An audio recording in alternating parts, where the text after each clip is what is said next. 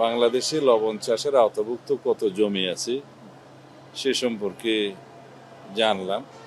সংশ্লিষ্ট department বিসিকের chairman শিল্প মন্ত্রণালয়ের সেক্রেটারি, ফাইন্যান্স সেক্রেটারি, শিল্প এবং বাণিজ্য মন্ত্রী সহ সংশ্লিষ্ট সবাই মিলে আমরা আলাপ করেছি বাংলাদেশে কিভাবে লবণের স্বয়ংসম্পূর্ণতা অর্জন করা যায়, লবণ প্রোডাকশন উৎপাদন খরচের সাথে মিল রেখে একটা ন্যায্য মূল্য নির্ধারণ করা যায় সে বিষয়ে আমরা আলোচনা করেছি।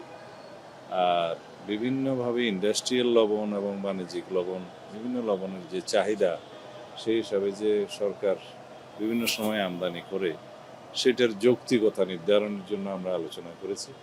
এ বিষয়ে আমাদের আরও তথ্য উপাত্ত সংগ্রহ করতে হবে এবং তারপরে আমরা একটা সিদ্ধান্তে যেতে পারবো এবং বাংলাদেশে যাতে লবণ চাষিরা তাদের ন্যায্য মূল্য পায় চাহিদা মতো, এবং বাংলাদেশে যাতে লবণ চাষের ক্ষেত্রে আমরা স্বয়ংসম্পূর্ণতা অর্জন করতে পারি সেই বিষয়টা মাথায় রেখেই পরবর্তীতে আমরা সেই সিদ্ধান্তগুলো নেব মাননীয় প্রধানমন্ত্রীর নির্দেশনা অনুযায়ী।